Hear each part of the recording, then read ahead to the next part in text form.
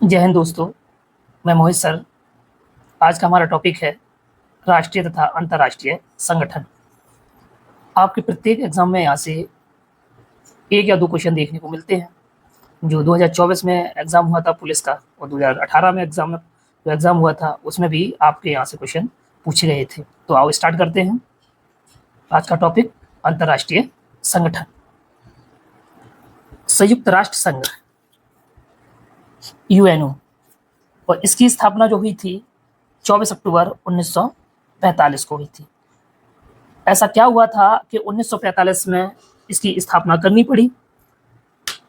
तो जो first world war जो हुआ था वो 1914 से लेके 1918 तक हुआ था। तो इस प्रकार के कोई ऐसे युद्ध ना हो, ऐसे वर्ल्ड वॉर ना हो, इसके लिए लीग ऑफ एक नेशन बनाया गया, एक संस्था बनाई गई, लीग ऑफ नेशन।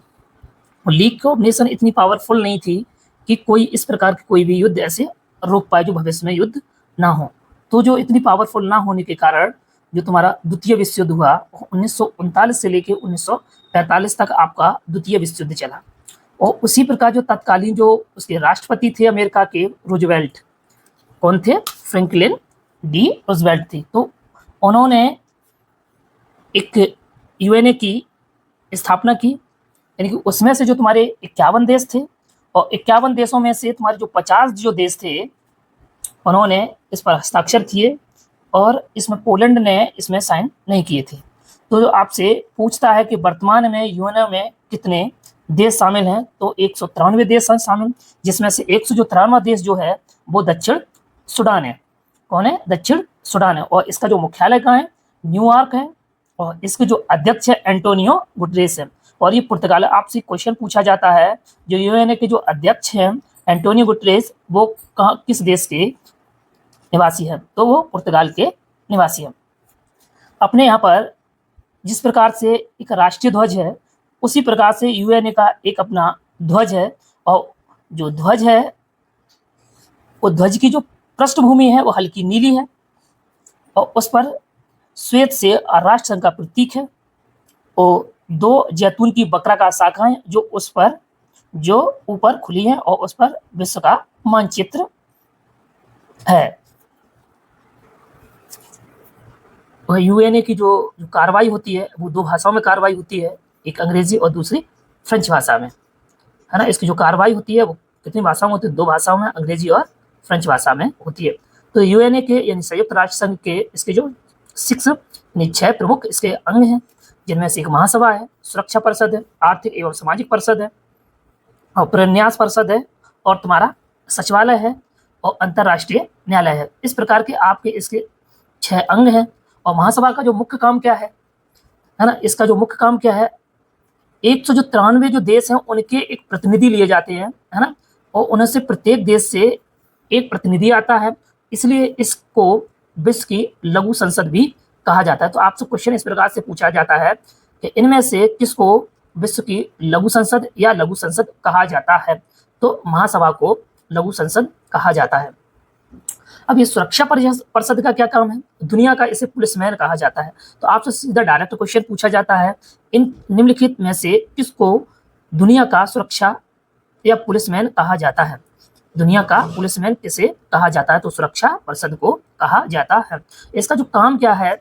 शांति एवं सुरक्षा कायम, यानी विश्व में शांति और सुरक्षा कायम रखना। किसका काम है? सुरक्षा परिषद का। आपसे डायरेक्ट एक क्वेश्चन पूछता है, सुरक्षा परिषद में कितने स्थायी सदस्य होते हैं? तो 5 स्थायी सदस्य होती है, यानी 5 कंट्रियां होती है उसमें स्थायी होती हैं और 10 कंट्रियां जो होती हैं उसमें अस्थायी है। तो आपसे यहाँ से क्वेश्चन पूछा जाता है जो कि 2018 में पूछा गया था, इनमें से कौन सा देश स्थायी सदस्य नहीं है? तो इसमें जो स्थायी सदस्य है यूएसए, रूस, ब्रिटेन, फ्रांस और चीन है, आपके 5 देश है। ठीक है। आर्थिक एवं सामाजिक परिषद, आर्थिक एवं सामाजिक परिषद, इसका जो मुख्य काम क्या है? आर्थिक सामाजिक विकास कार्यक्रमों में सहायता प्रदान करना, यानी कि अंतर्राष्ट्रीय लेवल पर अगर किसी प्रकार की जो आर्थिक गतिविधि होगी, सामाजिक गतिविधि होगी और विकास कार्यक्रमों में वो उसकी हेल्प करेगी। कौन सी संस्था करती है? आर्थिक एवं सामाजिक परिषद आपकी उसकी हेल्प करती है। और प्रन्यास परिषद क्या होती है? यानी कि न्याय परिषद है। ये क्या है? न्याय परिषद है।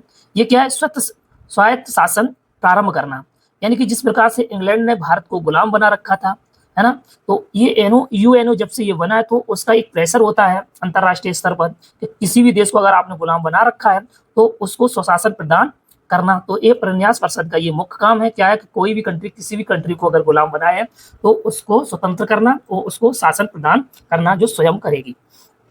अब ये सचिवालय का काम क्या है, तो जो अब महापरिषद है यानी महासभा है, सुरक्षा परिषद है, आर्थिक है और प्रन्यास जो परिषद है उनकी जानकारी प्राप्त करना और उनको सुविधा प्रदान करना, ये तुम्हारा सचिवालय का मुख्य काम है। अंतर्राष्ट्रीय न्यायालय, इसका मुख्यालय आपसे पूछा जाता है तो हैग है। कहाँ इसका मुख्यालय? हैग है, नीदरलैंड। अब इसको याद कैसे रखना, अगर किसी भी व्यक्ति ने कोई भी क्राइम किया है तो उसको फांसी की सजा सुनाई दी जाती है और तो उसको हैग कर दिया जाता है, मतलब लटका दिया जाता है। तो अंतर्राष्ट्रीय न्यायालय का जो मुख्यालय का है द हैग। अब इनकी जो जजों की नियुक्ति होती है वो कितने वर्ष के लिए होती है? 9 वर्ष के लिए होती है। कितने वर्षों के लिए होती है? 9 वर्ष के लिए। प्रत्येक 3 वर्ष में, जो प्रत्येक 3 वर्ष में 5 न्यायाधीश अवकाश ग्रहण कर लेते हैं। रिटायरमेंट आपके कितने हो जाते हैं? 5 न्यायाधीश हो जाते हैं। कितने वर्षों में? 3 वर्षों। कितने वर्षों के लिए नियुक्ति होती है? 9 वर्ष के लिए नियुक्ति होती है। तो भारतीय जो न्यायाधीश थे अंतर्राष्ट्रीय न्यायालय में नागेंद्र सिंह थे। कौन से? नागेंद्र सिंह थे। और इसमें से जो आपके यूएनए के जो 6 जो अंग है यानी 6 बॉडी है, उनमें से 5 का जो मुख्यालय है वो न्यूयॉर्क में है, जबकि एक का यानी अंतर्राष्ट्रीय न्यायालय का जो मुख्यालय है नीदरलैंड में है ना। अब कुछ और अन्य प्रकार के जो संगठन हैं जो इस प्रकार से जो काम करते हैं, यानी कि जैसे अंतर्राष्ट्रीय बौद्धिक संपदा, इसका आपसे सीधा मुख्यालय पूछा जाता है ना। इसका मुख्यालय क्या? स्विट्जरलैंड है। और ये आपको 2018 में 2024 में आपके यहाँ से भी क्वेश्चन देखने को मिलते हैं। तो आओ स्टार्ट करते हैं। अंतर्राष्ट्रीय बौद्धिक संपदा ये जेनेवा में है। अंतर्राष्ट्रीय श्रम ये भी जेनेवा में है। विश्व व्यापार ये भी जेनेवा में है। और विश्व मौसम विज्ञान संगठन ये भी जेनेवा में है। और स्वास्थ्य संगठन ये भी जेनेवा में। और अंतर्राष्ट्रीय दूरसंचार संघ ये भी जेनेवा में। यानी कि जितने भी हमने यहाँ पर 6 लिखे हैं अंतर्राष्ट्रीय संगठन, वो सारे के सारे जेनेवा में है। अब जो इसको कैसे याद रखेंगे, यानी कि किसी भी व्यक्ति में अगर बुद्धि नहीं होगी, अगर उस व्यक्ति में बुद्धि नहीं होगी तो वो क्या करेगा? श्रम करेगा। श्रम करेगा। और श्रम करेगा किस में करेगा? वो व्यापार में करेगा। श्रम किस में करेगा? व्यापार में श्रम करेगा। और व्यापार में श्रम करेगा तो उसका मौसम खराब हो सकता है, उसकी बॉडी का मौसम खराब हो जाएगा। और मौसम खराब हो यानी अर्थात उसका स्वास्थ्य खराब होगा। मौसम खराब हो गया अर्थात उसका स्वास्थ्य खराब हो जाएगा। और अगर स्वास्थ्य उसका खराब हो जाएगा तो उसकी जान जा सकती है। अगर वो जान बचाने के लिए क्या करेगा? घर वालों को कॉल करेगा, यानी कि दूर संचार करेगा। इससे कॉल करते हैं? दूर संचार से ही करते हैं। तो आपको इस प्रकार से इसको याद रख लेना है। बाद बाकी आपको रटना है। आपको अगर इस प्रकार से आप याद रखोगे तो आपको लंबे समय तक थोड़ा याद रह जाएगा। अब आते हैं हम लोग अंतर्राष्ट्रीय मुद्रा कोष IMF, इसका जो मुख्यालय का है वाशिंगटन DC है ना। और विश्व बैंक का इसका भी वाशिंगटन DC है इसका मुख्यालय। तो आप इसको किस प्रकार से याद रखोगे? आप इस प्रकार से रखोगे कि जितने भी मुद्राएं हैं यानी कि पैसों का जितना भी लेन देन है वो सारा का सारा वाशिंगटन DC यानी USA करता है। अब क्योंकि वो पावरफुल कंट्री है यानी कि पूरे विश्व का बॉस है, तो वो पैसे का लेन देन कौन करता है? जो बॉस होता है ना। तो इस प्रकार से हम लोग इसको याद रख सकते हैं। और संयुक्त राष्ट्र संघ, संयुक्त राष्ट्र खाद्य एवं कृषि, यानी कि कोई भी व्यक्ति खाने का बहुत शौकीन होता है। खाद्य क्या होता है? खाने का तो होता है, एवं कृषि तो खाद्य का बहुत शौकीन हो, तो उसके जो रोम रोम में खाने की चीजें बसी होती है, उसके खाद्य वाली चीजें होती है, उसके रोम रोम में बसी होती है। और रोम कहाँ है? इटली में। ये भी आपसे क्वेश्चन पूछा जाता है। यूनेस्को का मुख्यालय कहाँ है? वो पेरिस में, फ्रांस में। आपको पता है सुंदरियों का देश किसे कहा जाता है? पेरिस को कहा जाता है। जो जब सुंदरियों का देश पेरिस को कहा जाता है तो यूनेस्को के क्या मुख्य काम जो है, वो जो तुम्हारी सुंदर सुंदर जो इमारतें हैं है ना, वो कहाँ पर है? वो उसका ये यूनेस्को का मुख्यालय का पेरिस में है। और पेरिस सुंदरियों का देश कहलाता है। तो अगर सुंदरियों का देश कहलाता है तो इसी प्रकार से इमारतों जो सुंदर होती हैं, इमारतें सुंदर होती है, वो भी तुम्हारी कहाँ? पेरिस में होती है। तो यूनेस्को का मुख्यालय कहाँ है? पेरिस में है। आप ऐसे ही उसको थोड़ा याद रख लोगे तो वो चीज़ें लंबे समय तक आपको याद रहेंगे। अब यूरोपियन यूनियन है, वो क्या है? यूरोपीय संघ, यूरोपियन यूनियन, इसका मुख्यालय कहाँ है? आपसे सीधा सीधा क्वेश्चन यहाँ से पूछा जाता है कि यूरोपियन यूनियन का मुख्यालय कहाँ है? ब्रुसेल्स, बेल्जियम में। ब्रुसेल्स, बेल्जियम में। इसकी स्थापना कब हुई थी? 1993 में हुई थी। और इसमें जो टोटल जो कंट्रियां हैं वो 28 है। जिसमें से 2020 में यूनाइटेड किंगडम यूरोपियन संघ से बाहर हो गया। तो आपसे सीधा क्वेश्चन कर सकता है कौन सी कंट्री है जो यूरोपीय संघ का हिस्सा नहीं है, तो कौन सा? United kingdom. और जो तुम्हारे 28 जो देश है उनकी जो मुद्रा है क्या है? यूरो है मुद्रा। क्या है? यूरो मुद्रा है। नाटो यानी उत्तर अटलांटिक संगठन, the North Atlantic treaty organization, इसका भी मुख्यालय कहाँ है आपका? ब्रुसेल्स, बेल्जियम में। इसकी स्थापना कब हुई थी? 1949 को। इसमें जो सदस्य देश कितने थे? 30 से कितने थे? 30, जिसमें मैसेडोनिया जो है 2019 में इसका सदस्य बना। तो आपसे क्वेश्चन पूछेगा कितने देश हैं? 30 देश हैं। मैसेडोनिया 2019 में इसका सदस्य बना। किसका? नाटो का।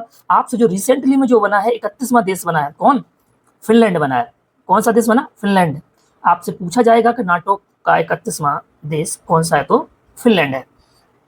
और इनका जो मुख्य काम क्या है नाटो का? वो राजनीतिक सैन्य तरीकों से मित्र राष्ट्रों की स्वतंत्रता एवं उनकी रक्षा करना। यानी कि अगर कोई भी देश नाटो का अगर सदस्य है और किसी भी देश ने अगर नाटो पर एक देश पर आक्रमण किया तो वो 31 देशों पर वो आक्रमण माना जाएगा।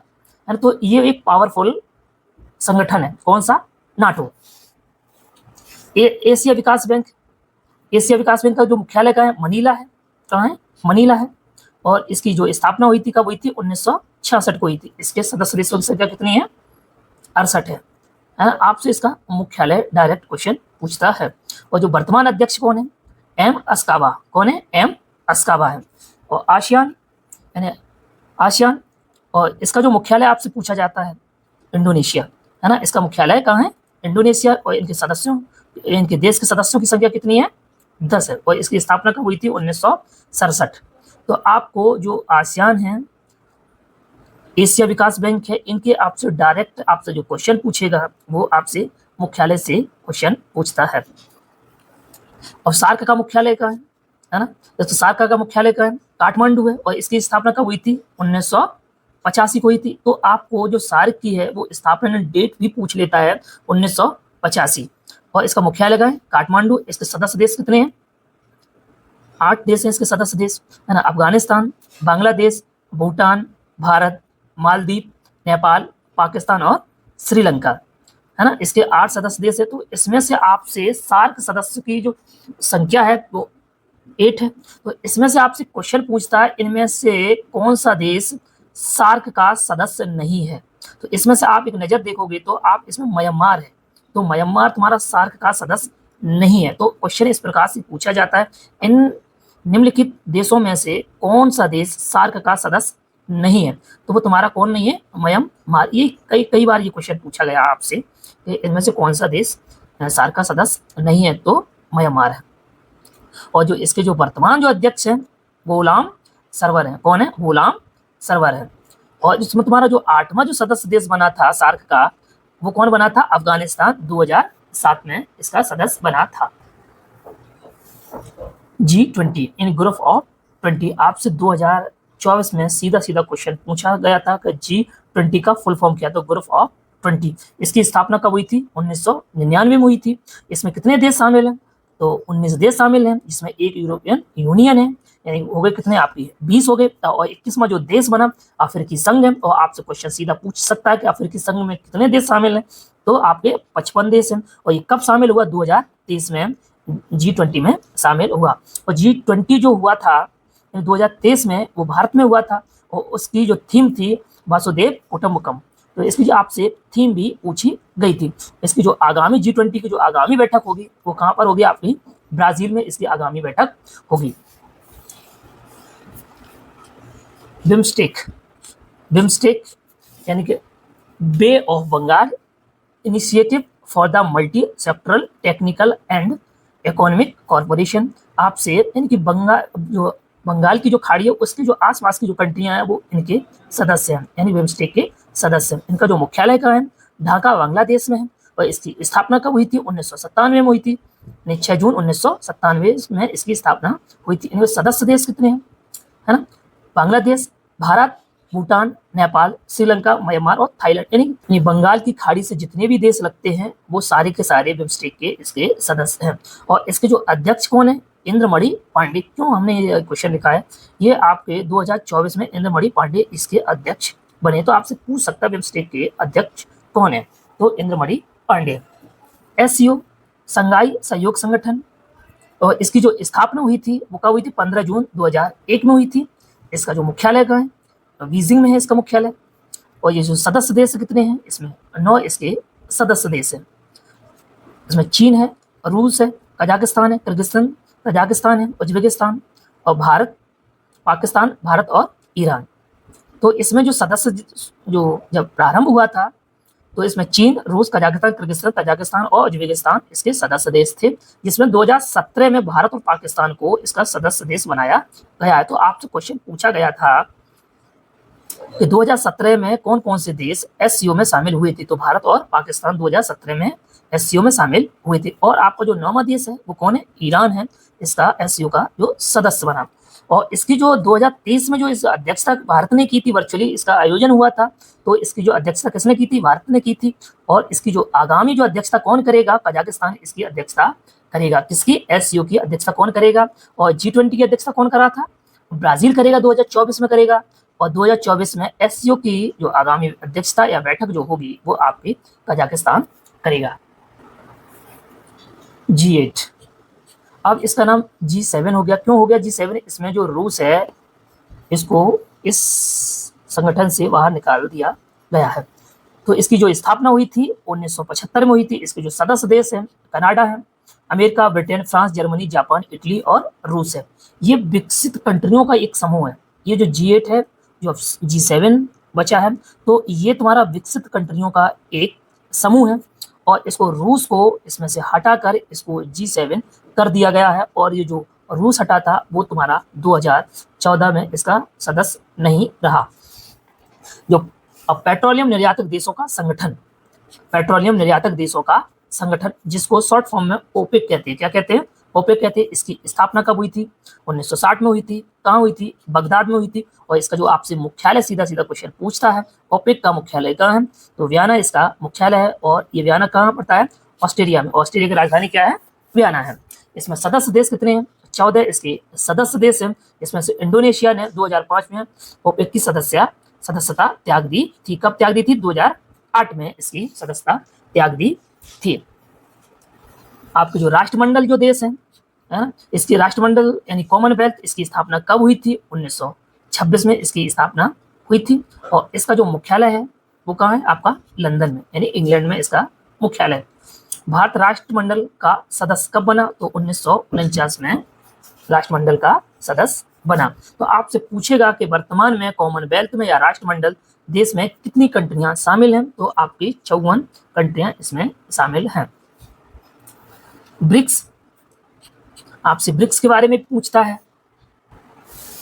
ब्रिक्स यानी जो ब्रिक्स की जो स्थापना हुई थी 2009 में हुई थी, जिसमें इसका पहले जो नाम था ब्रिक नाम था, जिसमें ब्राज़ील और रूस, भारत, चीन ने इसकी स्थापना की थी। इसमें 2010 में दक्षिण अफ्रीका इसका सदस्य देश बना, तब इसका नाम क्या हो गया, ब्रिक्स हो गया। और इसका जो मुख्यालय है वो तुम्हारा कहाँ है, संघाई है। इसका मुख्यालय कहाँ है, संघाई। इसको R5 के नाम से भी जाना जाता है। R5 के नाम से क्यों जाना जाता है, और इसकी जो मुद्राएं हैं वो R से ही स्टार्ट हुई हैं। 5 देशों की जो मुद्राएं हैं वो आपकी R से स्टार्ट हुई हैं। जो ब्राज़ील की मुद्रा है वो क्या है, रियाल इसकी मुद्रा है। किसकी, ब्राज़ील की है। और रूस की क्या है, रूबल है। रूस की क्या है, रूबल है। और जो भारत की मुद्रा रुपया है। और इसकी चीन की मुद्रा क्या है, युआन भी है। और किसकी, रेन मिनवी है। क्या है, रेन मिनवी। तो R से ये भी स्टार्ट हुई है। और दक्षिण अफ्रीका की जो मुद्रा है उसका नाम क्या है, रैंड इसकी मुद्रा। तो इस प्रकार से इस संगठन को यानी ब्रिक्स के संगठन को R5 के नाम से भी जाना जाता है। Thank you.